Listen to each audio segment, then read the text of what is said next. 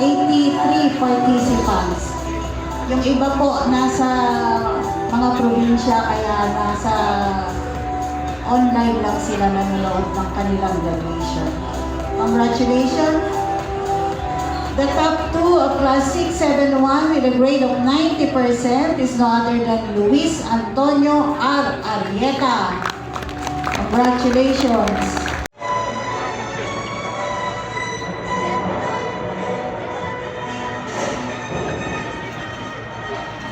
Congratulations, Mr. Peter Sandrick M. Española.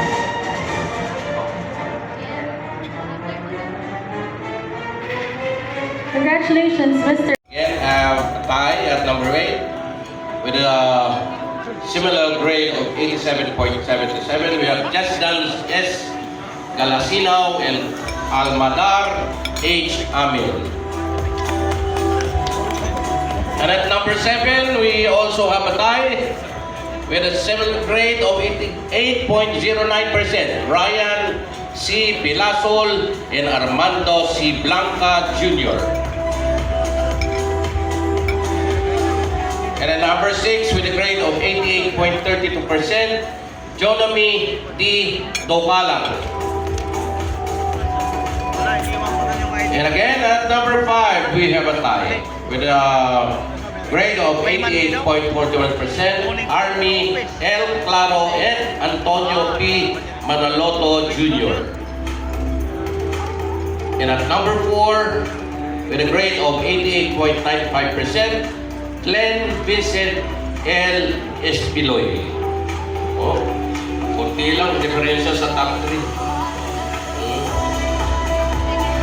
Congratulations!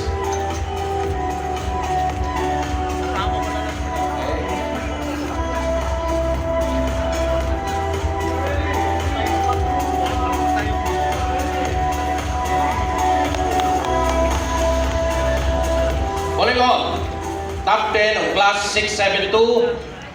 Of course, we'd like to call out the top 3 to come off the stage. At top 10, with a grade of 84.09%, Jonathan T. Edwin.